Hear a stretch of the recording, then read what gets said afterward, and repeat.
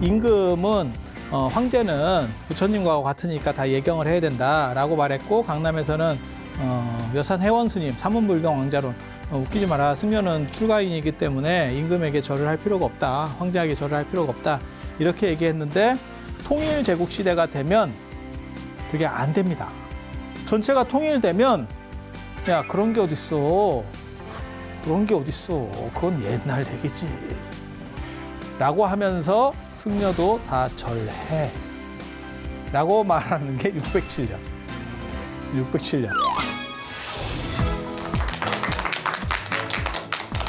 안녕하세요. 오늘은 천태대사에 대해서, 수나라 통일의 지배 이데올로기를 제공한 천태대사에 대해서 설명을 해드리겠습니다.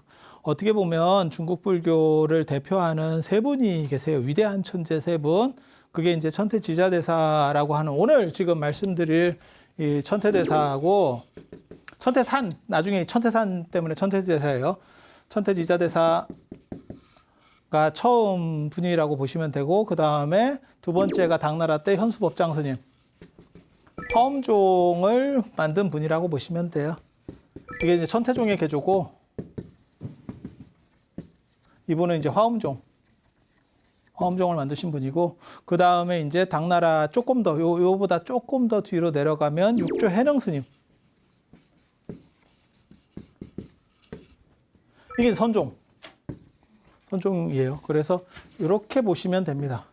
어떻게 보면 이게 천태대사가 시원적 인물이기도 하고, 굉장히 천재적인 사람이에요. 천재적인 사람이고, 약간 복잡한 사람이고, 신비적인 사람이기도 하고, 그리고 저 당시가 남조에서 뭐가 유행했냐면, 저분이 이제 남조 사람이거든요. 육조 맨 마지막에 진나라 사람이에요. 오동진, 송제, 양진, 육조 시대 때 그 진나라 분인데, 저 때만 하더라도 이제 도교나 이런 것들이 유행하고, 그리고 중국에서 불교가 더 유행했던 데는 사실은 화북이에요. 그러니까 이렇게 되면 강남보다는 강북이 오히려 불교가 더 강력했었어요. 근데 여기서 이제 패불들이 벌어지는 거죠. 아이러니하게도 황제 권력과 이제 충돌하면서 패불들이 벌어지는 거고, 강남 쪽에는 도교나 그다음에 신도교, 그다음에 신도가, 이런 것들이 어느 정도 이상 강력했어요. 그래서 저런 것들을 버무리고, 그러니까 불교 플러스 그다음에 저런 것들을 좀 많이 버무리고, 그다음에 세계관과 그다음에 수행법이라고 하는 걸로 고민을 많이 합니다. 그래서 세계관을 어떻게 정립할 거냐. 오늘날도 이 세계관이라고 하는 게 굉장히 중요한데, 그 다음에 수행법. 이게 인간 사는 데 있어서 가장 중요한 것 같아요. 세계관. 마블이 왜 저렇게 뜨느냐. 세계관. 세계관. 독특한 자기 세계관을 가지고 있어서. 그래서 저도 기회가 되면 제가 영화나 웹툰이나 이런 쪽에도 진출을 해볼까, 이런 생각을 하고 있어요. 왜냐하면 동아시아적 세계관을 정확하게 가지고 정립할 수 있는 사람이 누가 있느냐? 접니다. 그런 거야말로 불교에서 가장 불교를 포교할 수 있는 큰 일이라고 생각을 하거든요. 지금 서구적 세계관이라고 하는 것들은 너무 많이 들어왔고, 게임이나 영화나 안 그러면 요즘은 넷플릭스나 이런 걸로 해서 너무 많이 들어와 있어서, 그런 거 말고 동아시아적 세계관, 그 다음에 불교적 세계관, 이런 것들을 도대체 어떻게 설득력 있게 현대적으로 만들어낼 수 있느냐. 이게 포교에 있어서 가장 중요한 핵심 중에 하나라고 생각을 합니다. 그래서 제가 제일 싫어하는 게 스님 나오는 불교 영화. 그걸 불교 영화라고 생각하는데, 그런 건 불교 영화라고 저는 잘 안 봅니다. 그리고 그런 식의 어떠한 불교적 설득력, 그 다음에 사고방식, 이런 걸로 해서 제일 이제 강력한 영화가 매트릭스라는 영화였었고, 그래서 세계관이라는 걸 어떻게 설득력 있게 주느냐에 따라서 스님 나와가지고 달마가 동쪽으로 한 까닭, 그런 영화 말고 재미도 있고 불교적 사고도 정립될 수 있고, 그다음에 지금 동아시아가 물질적으로는 어느 정도 올라왔는데 자기 정체성이라는 부분에 있어서 많이 표류하고 있습니다. 그래서 그런 부분들을 재해석해낼 수 있는 방식이 있느냐, 그게 이제 선진국으로 넘어갈 수 있느냐라고 저는 생각을 하거든요. 어디든 다 마찬가지예요. 일본은 사실 그게 성공을 했어요. 그래서 제가 전에도 그런 얘기 잠깐 해드렸었는데, 문명의 충돌이나 이런 책 보면 일본은 독립문화권으로, 중국과 일본을 차라리 독립문화권으로 놓고 이렇게 본다. 그래서 일본이 예전에 그런 거 있죠. 일본이 미국에 차 같은 경우 수출하려고 했을 때 걔네는 가습기를 가지고 갔죠. 가습기 그 떡칠 흰 파우더로다가 떡칠을 하고 무슨 달걀 귀신 같이 해가지고 하는 거 있어요. 그게 이제 자기네 정신을 먼저 넣고 그러면서 이제 설득력 있게 팔아먹는 거죠. 스토리와 더불어서 물건을 파는 거죠. 근데 우리는 그냥 물건만 팔고 있죠. 이렇게 되면 좀 더 기술이 좋은 게 들어오면 사실은 그게 넘어가게 되는 거거든요. 그래서 명품에는 스토리가 있다 이런 얘기 들어보셨어요? 그래서 스토리가 있으려면 세계관 같은 것들이 다 있어야 돼요. 그리고 스토리만 탄탄하면 사실 뭐 마블이나 이런 데서 단순히 영화만 되는 게 아니고 캐릭터 사업이나 이런 것도 다 되죠. 그래서 어떠한 자기네의 정체성 관련된 부분이 굉장히 중요한 거예요. 그래서 통일과 관련된 세계관을 어떻게 정립할 것이냐 라는 생각을 했었고, 그 다음에 수행법은 과연 불교의 수행법은 뭐냐 라고 해서 이분이 굉장히 고민을 했던 것 같아요. 그렇게 해서 이 세계관적인 부분이 나중에 누구한테 가서 더 발전하냐면 현수 법장 스님한테 가서 발전합니다. 그러니까 맹화를 연 거죠. 맹화를. 그리고 이 수행법 관련된 거는 사실은 해능 스님한테 가서 더 발전을 합니다. 그러니까 이분은 수행 중심이고 이 부분은 세계관 중심이라고 보면 되고, 이분은 그 두 가지를 다 했다고 보시면 돼요. 굉장히 판을 크게 그리고, 그러니까 천재적인 성향을 굉장히 가졌던 분인 건 맞아요. 그리고 저 시대적인 특성상 중국적인 요소들을 많이 넣을 수밖에 없었고, 그래서 저분이 쓴 책이나 이런 걸 보면, 쓴 책은 없고 이제 구술하면 당신 제자가 이렇게 받아 적어주고 막 이랬었거든요. 그런 책들을 보면 상당히 좀 난잡합니다. 그러니까 중국적인 이야기들 이런 것들이 막 섞여 들어가요. 그러니까 박학하고 막 이런 사람이 이렇게 좀 얼버무리는 막 이런 것들이 있어요. 그래서 불교의 정통성에서 봤을 때 투명도는 상대적으로 떨어져요. 그렇지만 중국 불교라는 중국화라고 하는 측면에서는 굉장히 높은 점수를 줄 수 있는, 그리고 그래서 중국 불교의 사가대승이라는 게 있는데, 사가대승 중에 저분이 셋이 이제 네 가지의 대승불교, 천태종, 화엄종, 선종, 그 다음에 정토종은 이게 색깔이 좀 애매하거든요. 연불 하는 거니까. 그래서 저 세 분이 가장 중요하고, 어떻게 보면 스티브 잡스 같은 분이에요. 스티브 잡스 같은 분. 천재적이고 제도권 안에 있으면서 제도권 밖으로 이탈하려고 했었던 사람. 그러니까 인사이드가 있고 아웃사이드가 있거든요. 그러니까 철저하게 제도권 안에 있으면서 제도권을 바꾸려고 하는 사람들. 그게 이제 정직한 천재들이라고 보시면 되고, 아웃사이더로 있으면서 그런 천재성을 발휘했던 사람들이 있어요. 그런 사람들은 이제 약간 어떻게 보면 슬픈 인생들. 저분은 양쪽에 다 겹치고 있는 특징이 약간 박쥐갑니다. 그래서 양쪽을 다 하려고, 욕심도 많고, 그러니까 그 욕심이 아니고 머리가 워낙 좋고 능력이 좋으니까 나타나는 현상일 거예요. 그렇게 해서 난 살면서 쥐태몽은 처음 들어봤어. 이 양반한테. 태몽에 쥐가 있대. 쥐. 찍찍 쥐.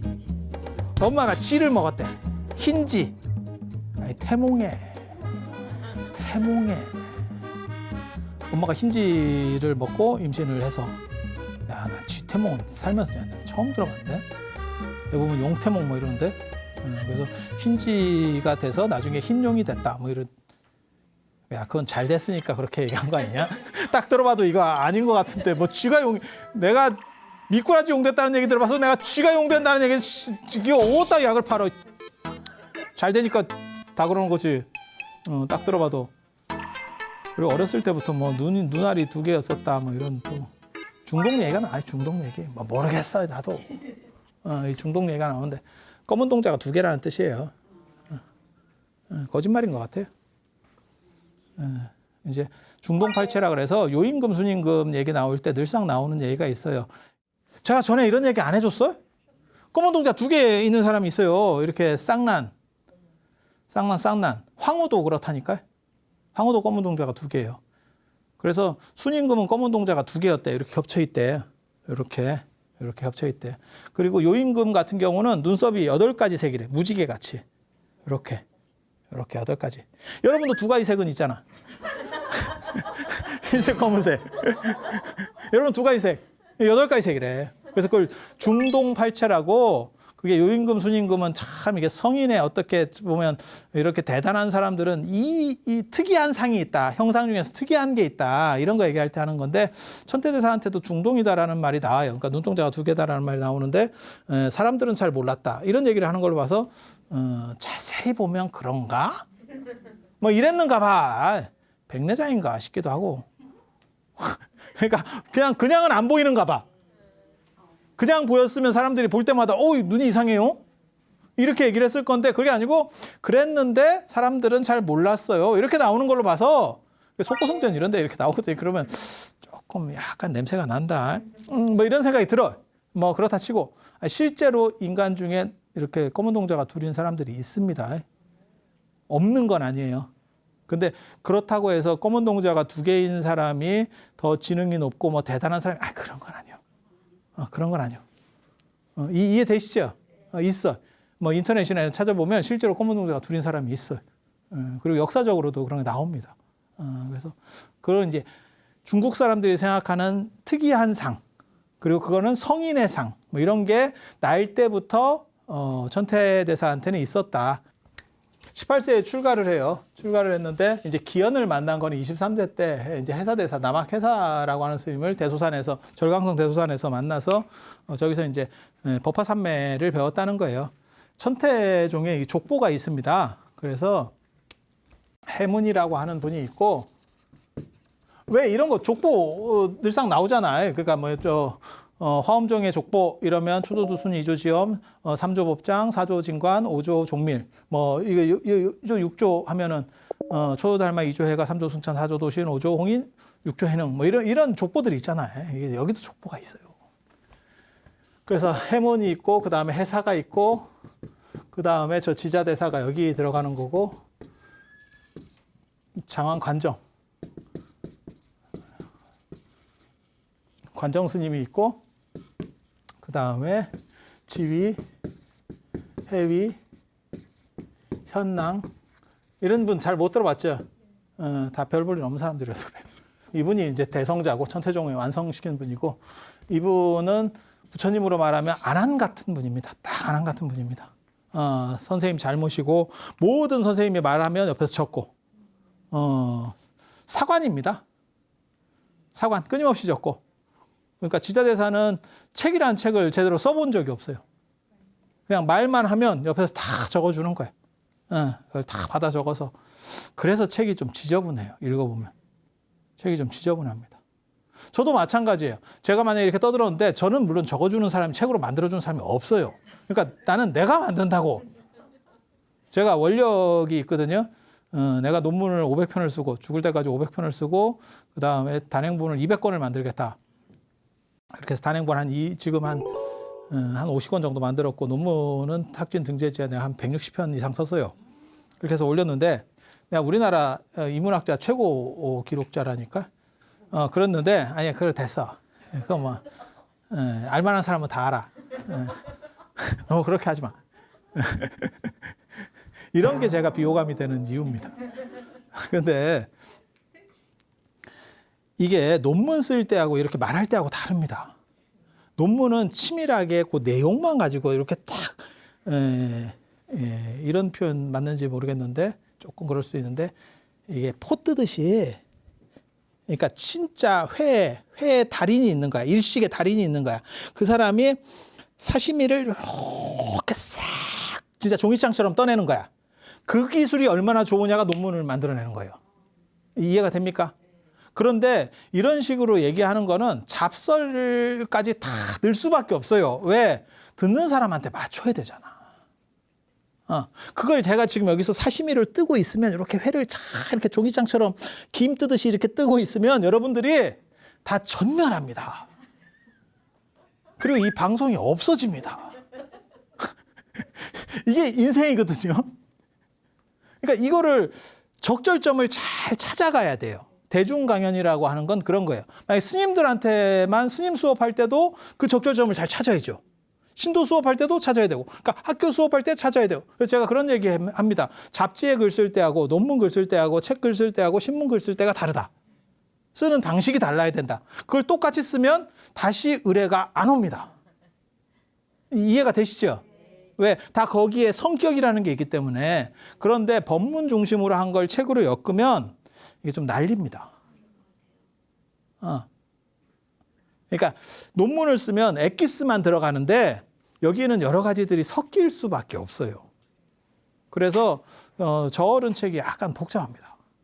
물론 저걸 장안관정이 이렇게 정리한 부분도 어느 정도는 있을 거예요. 그런데 좀 재밌어요. 아무튼 그렇다 치고 그게 조금 안 좋은 점이야. 차라리 저분이 당신이 책을 몇 권을 써주셨으면 훨씬 도움이 됐을 거예요.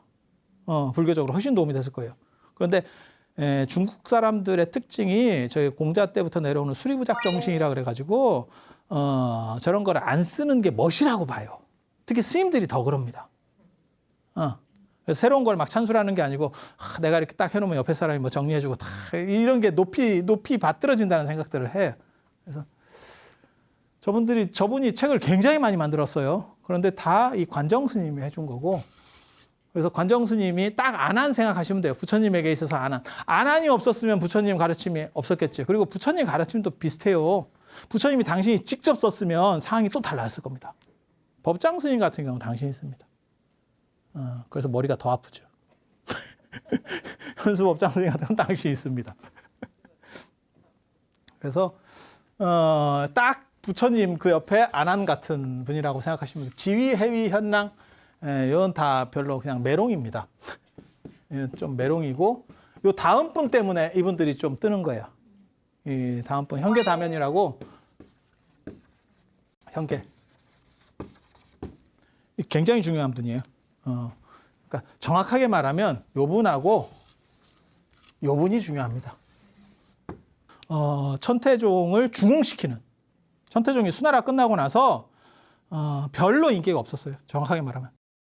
인기가 없는 이유는 뭐냐면 저기 남조 쪽에서 천태산도 그렇고 이게 남조 문화거든요. 남조 문화인데 당나라 때부터는 철저하게 관중 중심으로 강북으로 문화가 흘러가요. 그러니까 뭐하고 지금으로 그냥 비유를 들면 정반대인데, 내가 강북에서 엄청 잘 나갔어. 사대문 안에서 엄청 잘 나가는 사람이었어. 그런데 강남이 개발되면서 강남 쪽으로다가 전체 패권이 싹 넘어갔잖아요. 그러면 강북에서 잘 나가도 뭐 이제 이렇게 되겠죠. 이해가 됩니까? 중국 같은 경우는 땅이 엄청 크잖아요. 그러니까 이 근처에서 잘 나가는 사람이 이 근처에서 힘을 못 쓴다는 거예요. 근데 중심지가 완전히 바뀌어간 거죠. 그러니까 나는 명동이 상권인 줄 알고 계속 거기서 하고 있었더니 지금은 압구정동으로 넘어갔대요. 뭐 이런 거죠. 이해가 되시죠? 그런데 거기서 마지막 반전을 일으키는 분이 이분. 그래서 현계다면이라고 하는 분이 굉장히 이 딱 두 분 중요하다고 생각하시면 돼요. 딱 중요하다고 생각. 나머지는 뭐 제가 보기엔 별로 없고, 이분도 좀 괜찮은 분인데 이분이 어느 정도인지 정확하게 잘 모르겠습니다. 뭐 그냥 그런저런 하는 것 같아요. 읽어보면 뭐 이렇게 딱 엄청난 뭔가가 딱 드러나는 건 아니고, 제자 잘 뒀지. 그렇게 생각하시면 돼요. 그리고 이 두 분은 제자를 잘 뒀고, 이분들은 중간에 잘 꼈고,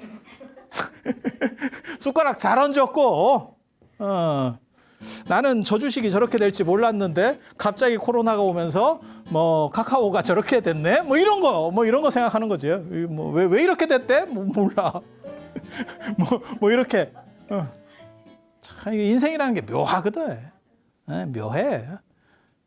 중간에 잘 껴야 저것도 복입니다.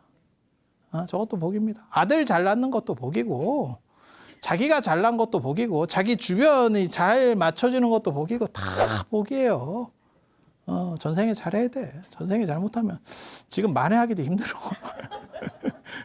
금생에 만회하려면 진짜 백년하청이야. 참 인생이라는 게 그래. 그래서 해사 스님한테 배웠대. 이게 법화산매를 배웠는데 해사 스님이 그런 얘기를 자주 하거든요. 자네하고는 진짜 은사는 아니에요. 은사는 아니고 가르침을 배우러 간 거예요.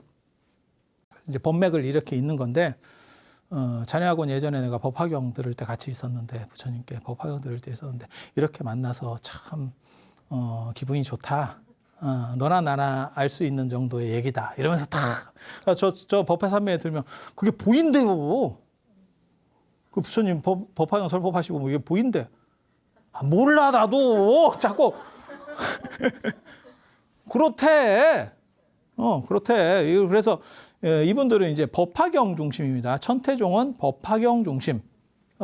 천태종하고 화엄종하고 다른 게 뭐냐면 이 법화경을 중심으로 하는데 그러면 왜 법화종이 아닙니까? 법화경이 중심이긴 한데 이 천태지자대사라는 이분의 해석이 중요한 거예요. 여기는 화엄종의 이유가 뭐냐면 화엄경이 중심인 거고 기본 텍스트는 이건데 이거보다도 더 중요한 게 이분의 해석 방식. 저걸 어떻게 해석했느냐. 그래서 법화경 중심이고 특징이 이제 석가모니 부처님을 보신으로 봐요. 천태종에서는 보신으로 봅니다. 완전히 다 갖춰진 이런 분으로 봐요. 완전한 분, 아미타 부처님이나 이런 분처럼 봅니다. 그래서 역사적으로 알고 있는 석가모니 부처님이 찌리한 거는 그건 드러낸 모습이고 실제로 그 본질은 훨씬 더 강력한 게 있다. 너네 눈에 그게 잘 안 보일 뿐이야. 라고 말하는 게 저 천태종의 특징입니다. 나중에 이제 그 교리 얘기는 나중에 좀 해드릴 거고 지금은 생애 얘기하는 거니까 그렇게 해서 그 법화산매하고 그 다음에 법화경을 중심으로 한다는 거하고 법화경 중에서도 관세음보살 보문품. 그래서 신앙 대상이 관세음보살이에요. 그래서 천태종 사찰의 메인 중심 그걸 주불전이라고 하거든요. 중심된 불전. 보통 일반 사찰 같은 경우는 다 중심된 불전에 석가모니 부처님이 계시는 대웅전 이렇게 생각하시면 되고 그 다음에 화엄종 사찰이나 선종 사찰에서는 비로자나 부처님을 모신 비로전, 대적광전, 적광전 이렇게 씁니다. 근데 천태종은 중심의 메인에 누구를 모시냐면 관세음보살을 모셔요. 그래서 그 관세음보살을 모신 데를 원통전이라고 합니다. 원통전, 원통보전. 이근원통이라 그래서 그 수능원경에 보면 관세음보살이 귀로다가 이렇게 듣는 얘기가 나와요. 그래서 귀라고 하는 거는 눈은 앞으로 돼 있기 때문에 이렇게 눈가를 이렇게 돌렸다가 이렇게 해봐. 그러면 여기까지밖에 안 보이잖아. 이게 목 안 돌리고 눈만 돌려서 뒤에까지 보이면 물고기입니다. 물고기입니다. 지능이 떨어지는 동물일수록 눈에 이 각이 커요. 왜냐하면 적이 어디서 나타볼지 모르니까. 그리고 지능이 높으면 집단 생활하고 뭐 이러면 내가 어느 정도 방어를 갖출 수 있기 때문에 앞으로 몰려요. 특히 사냥 중심으로 하면 더 앞으로 몰립니다. 그래서 맹수들 같은 경우는 눈깔이 앞으로 몰리고. 아니 그렇잖아요. 그렇게 가는 거예요. 그래서 이쪽으로 몰릴수록 이게 좀 많이 몰리면 지능이 높다라는 그런 속설도 있어요. 그냥 그러려하고 들으세요. 그래서 이게 각이 한 요 정도밖에 안 나오니까 이거 돌려봐. 그러니까 이걸 보완하기 위해서 얘가 있잖아. 얘가 있잖아. 이거 없어? 이거 없어, 이거? 그래서 이거를 이렇게 돌리고 이렇게 돌렸을 때, 아니, 이 허리는 그대로 놔두고요. 이렇게 돌렸을 때 뒤통수는 안 보인대. 뒤통수 바로 뒤에는 안 보인대. 그래서 눈으로는 아무리 봐도 10방향 중에서 8방밖에 못 본대. 10방향으로 나눴을 때 그러니까 10분의 8 밖에는 못 본대. 이거를 커버하려면 이거 갖고는 안 되고 이걸 해야지.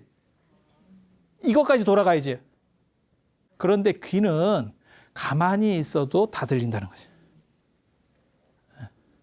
귀는 다 들린다는 거죠. 그래서 귀의 영역이 더 넓다 이렇게 생각하는 거예요. 그래서 관세음보살님은 놓치는 데 없이 전부 다 할 수 있다. 그래서 세상의 소리를 다 들으면서 그래서 이근원통이라고 하는 게 귀로다가 다 들으면서 다 땡겨서 중생을 구제하겠다. 누락은 없다. 누수는 없다. 이런 거예요. 그래서 관세음보살을 모시고 아미타 부처님을 이제 관세음보살하고 아미타 부처님하고 이렇게 같이 연결이 돼 있잖아요. 이게 이제 조금 다른데 이런 설명하려면 좀 길어. 근데 이거 뭐 다 설명해 드리기는 조금 그러니까 그냥 쉽게 넘어갈게요. 관세음보살님하고 아미타 부처님하고 아미타 부처님 좌보처가 관세음보살님이잖아요. 그래서 이렇게 연결시켜서 극락사상. 그래서 나중에 천태지자대사 같은 경우는 돌아가실 때 관세음보살하고 아미타불 이런 거 부르면서 이런 분들 부르면서 내가 극락에 태어난다 이렇게 말씀을. 왜 이게 중요하냐면 현장 스님 같은 경우는 미륵종이기 때문에 육아 법상종이기 때문에 그 미륵종이거든요. 돌아가실 때 나는 반드시 도솔천에 태어난다. 도솔천에서 나를 맞이하러 왔다. 이런 얘기를 합니다. 그런데 천태대사 같은 경우는 부처님이 오신다. 아미타 부처님이 오신다. 이런 얘기를 합니다. 그래서 현장 스님하고 천태대사는 서로 만나지 못했어요. 한 분은 저쪽에 가 계시고 한 분은 이쪽에 계십니다. 이게 만났으면 대박이거든요. 이런 똑똑한 분들 만나면 제가 전에 그런 얘기 안 해드렸나요? 이분들은 약간 천재성 있는 분들이고 머리만 가지고 딱 해서 진짜 머리가 있는 걸로만 따지면 현장 스님이 1등이에요. 저분들 현장 스님한테 안 됩니다. 그러니까 뭔 얘기냐면 머리하고 이분들은 창의력 같은 게 있는 거예요. 그래서 잘 연결시키는 능력, 융복합에 최적화된 요즘 세상에 태어나셨으면 진짜 대박인데 그런 분들이고 현장 스님은 진짜 머리로 1대1로 붙었을 때는 현장 스님이 못 이길 겁니다. 물론 제가 현장 빠이기 때문에 이렇게 얘기할 수도 있어. 천태빠 같으면 또 천태대사가 더 좋다 이렇게 얘기할 수도 있겠죠. 근데 원효 스님이나 의상 스님 같은 경우가 다 현장 스님 제자 되려고 가는 거예요. 중국 유학을 하려는 게. 그러니까 원효 스님, 의상 스님 레벨이 아닙니다. 현장 스님.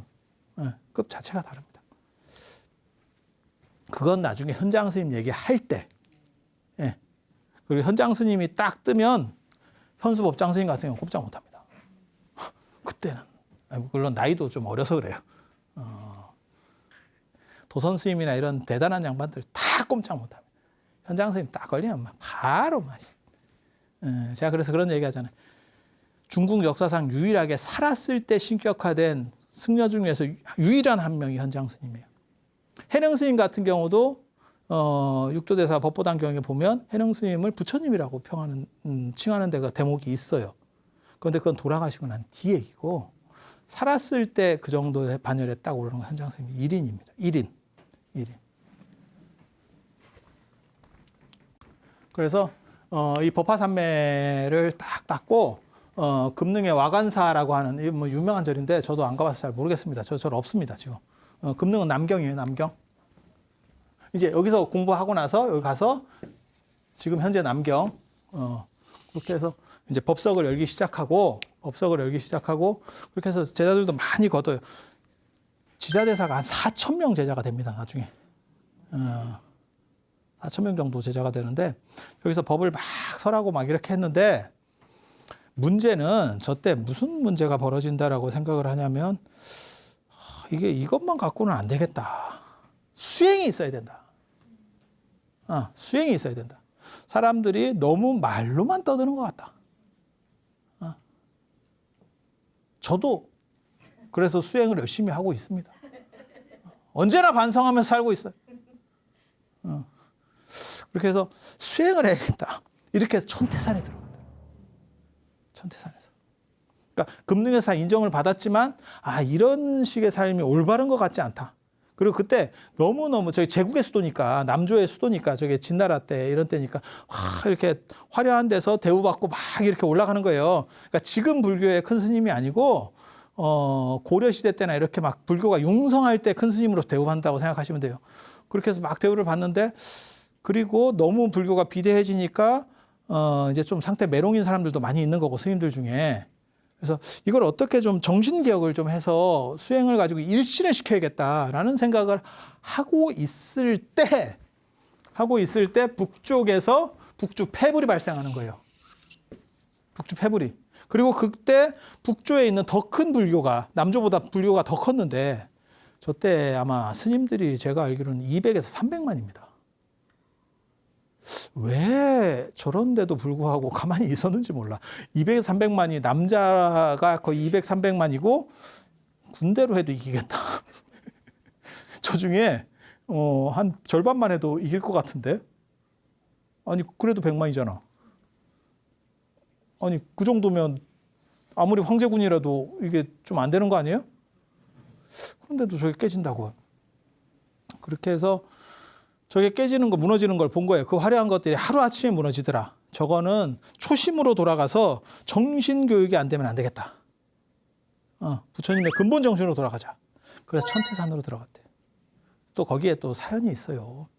그러니까 금능에서 남경에서 이렇게 호화롭고 그 다음에 말잔치가 너무 많은 데서 약간의 반성이 있었고, 아 이게 과연 불교로서 우리가 나아갈 길인가? 그 다음에 북주에 폐불 사건이 있으면서 한 방에 그 화려한 것들이 다 무너지는 걸 보고 저런 식으로 가면 안 될 것 같다라는 판단을 또 한 가지 했고, 자면 꿈속에서 자꾸 이상한 산이 보인대요. 이게 천태대사의 특징 중에 하나가 신비한 게 굉장히 많습니다. 이상한 산이 보인대요. 그래가지고 이게 뭐지? 그런데 하루는 어떤 팔이 하나 꿈에 나와가지고 그 산에서 팔이 나와서 이렇게 안녕 손을 흔들더래. 그래서 그 산 밑에 천태대사가 이렇게 와 있는데 꿈에 이걸 위로다가 이렇게 올려주더래. 이렇게 올라오라고. 그래서 뭐 이런 꿈이 있지? 라고 제자들한테 얘기를 했대요. 그랬더니 그게 천태산입니다. 이렇게 얘기를 했대요. 절강성 천태산입니다. 북극성의 기운이 비치는 북극성. 왜 지구가 이렇게 우리가 좀 자빠져 있기 때문에 그 꼭지점에 북극성이 있어서 북극성은 움직이지 않잖아요. 북극성 움직이지 않잖아요. 그죠? 그리고 그 옆에 북두칠성이 이렇게 돌아가는 국자가 이렇게 돌아가는 거고, 이렇게 북극성 중심으로 해서 이렇게 돌아가는 거고, 그래서 이 북극성 중심으로 해서 거기에 북극성을 자미대제라고 합니다. 도교에서는 자미대제. 그리고 그 주변에 자미원이 있고 거기에 삼태육성이 있어요. 좌보필 삼태육성. 뭐 이런 얘기 들어보셨어요? 못 들어봤으면 괜찮아요. 지금 들어보면 돼요. 그게 어디서 연불을 할 때 나오냐면 치성광열에 그런 거 예불하고 할 때 나오거든요. 거기 삼태성이라고 있어요. 이 북극성 옆에 별이 3개가 쌍둥이로 돼 있어. 이렇게 2개씩 쌍둥이로 있어. 더 붙어 있어요. 더 붙어 있어요. 그래서 그거를 삼태성이라고 하고, 일단 개수로는 6개야. 그 하늘에 있는 그거를 천태라고 불러요. 천태. 3태를 천태라고도 부르는, 하늘에 있는 태라고 그래서 그게 그 기운이 그대로 밑에 와서 탁 꽂혀 있는 데가 천태산이래요. 저희가 엄청 신령한 산이래요.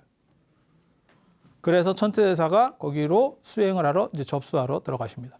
원래 도교 성산이에요. 저 천태산에 누가 사냐면 지난 시간에 제가 끝날 때 얘기했었던 나반존자. 천태산산 독수성전 나반존자. 천태산에 가면 광명사라고 하는 데가 있고 거기가 나반존자의 시작점이다. 뭐 이런 얘기들이 있어요. 이게 뭘 의미하는지 정확하게 잘 모르겠어요. 그게 이제 그런 걸 좀 연구를 해야 되는데 우리도 다 일일이 못 하거든요. 그리고 저는 또 늙었잖아. 이걸 다 하기가 힘들어요. 나 혼자나 이걸 약간 좀 집단으로 해서 뭔가 이렇게 딱 분할을 하고, 이게 연구소 같은 개념들이 좀 많이 있으면 좋은데 불교가 사실 그런 게 좀 떨어져요. 그래서 딱 우리가 혼자서 다 해도 이게 죽을 때까지 해도 얼마나 하겠어요. 그렇게 해서 그 북극성이 비치는 데가 원래 도교 성지예요. 그걸 천태대사가 이제 접수하는 거죠. 그렇게 해서 그 방광사가 나한 신앙의 어떤 시작점이다라는 얘기가 있긴 있습니다. 그리고 그게 나반존자랑 관련이 되나라는 게 있어요. 나반존자가 누군지 아세요? 우리가 독성 기도할 때 나반존자잖아요. 그걸 이제 빈드로파라타라고 하는데 16나한 중에는 빈드로파라타가 나반존자 아니냐 이런 말들을 하는데 저거는 아닌 것 같습니다. 정확하게 말씀드리면 저도 그냥 일반적으로는 저렇게 말들을 해주는데 실제로는 아닌 것 같고, 중국의 신선사상 센 신선, 그리고 그게 천태산하고 관련되는 것도 거짓 맞는 것 같아요. 그래서 지금까지 남아있는 게 천태산상에서 독소 혼자서 선정에 들어있는 나반존자 이렇게 나오는 거거든요. 그러니까 나반하고 빈두로하고는 약간 달라요. 빈두로 신앙은 누가 일으켰다라고 하냐면 저번에 제가 말씀드렸잖아요. 도안 스님, 해원 스님 뭐 이런 거 얘기할 때 빈두로 신앙이라는 게 있었고, 그 다음에 나반 신앙이 있는 거고, 그 두 가지가 결합되는 게 지금 삼성각에 있는 나반존자 같아요. 그래서 약간의 이중성을 가져요. 그리고 저거는 천태산하고 관련된 건 거의 뭐 100%입니다. 100%입니다. 그래서 그런 정도 생각을 하시면 되고 저기를 천태 스님이 이제 들어가시면서 접수를 이제 하는 것이죠. 정광 스님 얘기 잠깐 해드릴까요? 정광. 거기 가니까 천태산에 가니까 정광 스님이 왔냐고 이러더래요. 그래서 누구냐고 이랬더니 옛날에 내가 손 흔들었잖아. 천태산에서 수행하던 그 손 하이파이브 이렇게 했었던 제가 그때 손 흔든 거 봤죠? 이러면서 맞이해 주더래. 되게 재밌어. 되게 재밌어요. 그리고 저 고구려 스님 중에 저 때 이제 천태대사 제자가 되는 게 파야 스님이라고 있어요. 사람들 잘 모릅니다. 그래서 이제 파야 스님이라고 하는 분이 저 때 제자가 되고 저기 들어가셔서 이제 불롱에서 수행을 하세요. 불롱이라고 맨 처음에 절 만들었던 데는 금강산 얘기할 때 제가 옛날에 배제 이런 거 얘기했었는데 배제 딱 거기에 거기 쓰기만 하면 제라고 하는 게 이렇게 고개잖아요. 근데 거기 가면 자기도 모르게 절이 된대. 너무 이렇게 거기 있는 갖춰져 있는 만물상이 마치 부처님이 쫙 이렇게 불보살이 펼쳐져 있는 것 같아서 자기도 모르게 절이 된대. 그래서 배제야 이름이. 근데 저기 불롱이라고 하는 데는 롱이라고 하는 것도 내나 이런 언덕배기 비슷한 이런 봉우리를 얘기하는 거거든요. 그런데 거기는 부처님이 자꾸 보인대. 부처님 상습 출몰 지역이에요.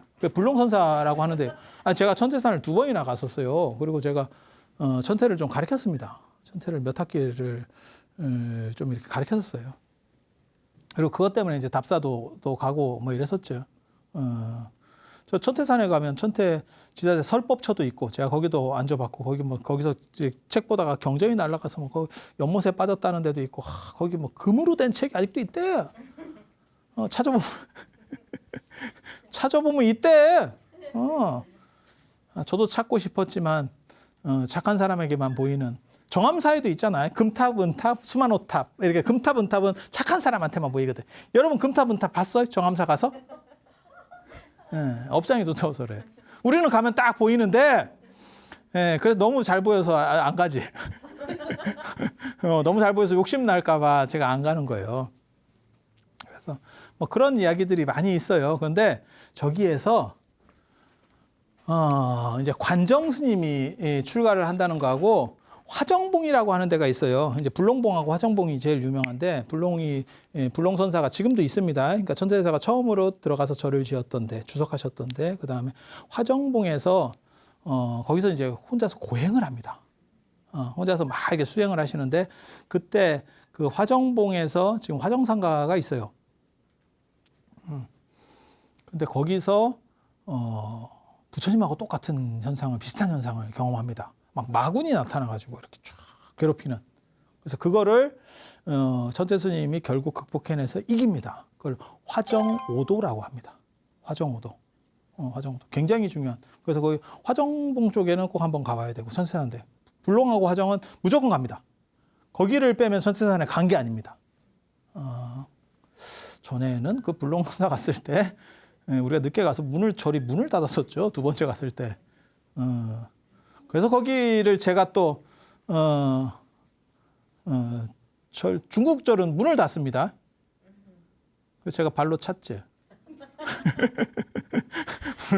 또 이렇게 분을 이기지 못하고 문을 이렇게 툭툭. 근데 가이드가 워낙 또 수완이 좋아서 전화해서 아는 스님 있어 전화해서 문도 열어주고 뭐 이런 또 재밌는 일도 있었습니다. 그래서 천태산에서 이렇게 이제 깨달음을 얻고 나와서 이제 드디어 본격적으로 그 당시 양주총독 지난 시간에 말씀드렸어요.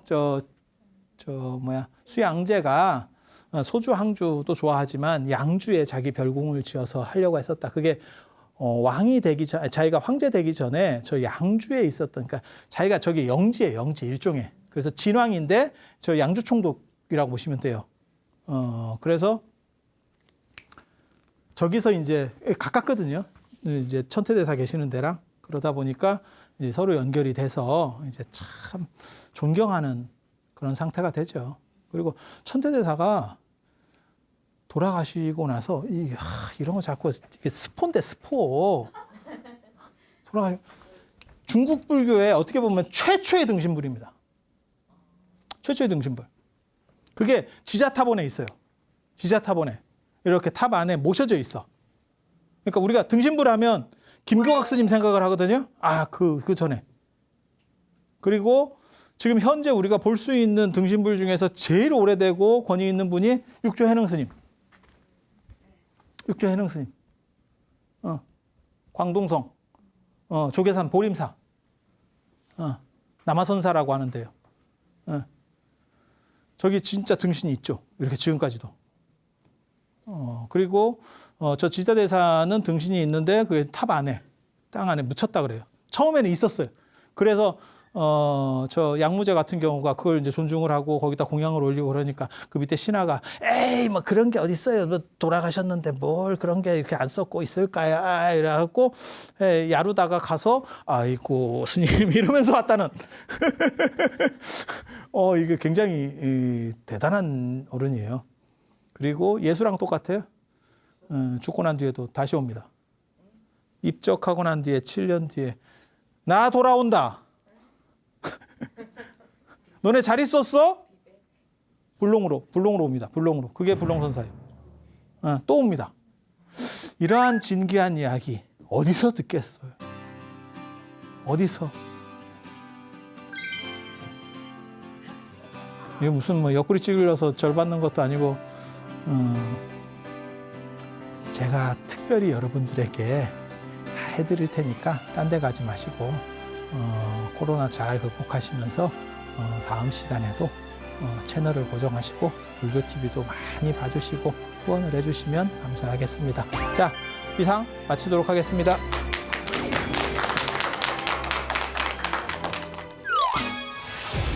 깨달음이라는 것은 완전하기 때문에 우리는 본질적으로 다 깨달아 있고 우리가 사실 나타내는 지금 이런 찌질이한 모습들은 사실은 그냥 드러난 모습일 수 있는 거야. 마치 영화 매트릭스나 꿈속이라고 생각하시면 돼요. 꿈에서 나타나는 것들은 내 본질이 아니고 사실은 드러내는 거예요. 이 법화경이라고 하는 거는 석가모니 부처님을 화신처럼 드러내는 모습들은 다 가현된 거고, 그러니까는 가짜로다가 이렇게 꾸며진 모습이고, 여러분들 시각에 맞춰서 내가 드러낸 것뿐이고, 그 다음에 실제로는 당신은 본질적으로 완전한 거예요. 그래서 법화경을 보면 뭐라고 나오냐면 석가모니 부처님께서 이미 훨씬 전에 깨달음을 얻었고 중생들을 다 제도에 놨었고 뭐 이런 얘기들이 나오는 거죠. ARS에 동참하신 분들 중 추첨을 통해 황제 바이오에서 황제 감로수를 선물로 드립니다. 사찰로 들어서면 마음이 포근해집니다. 힘들었던 기억은 내려놓고 나를 찾는 시간을 가져봅니다. 나를 위한 행복 여행 템플스테이로 당신을 초대합니다.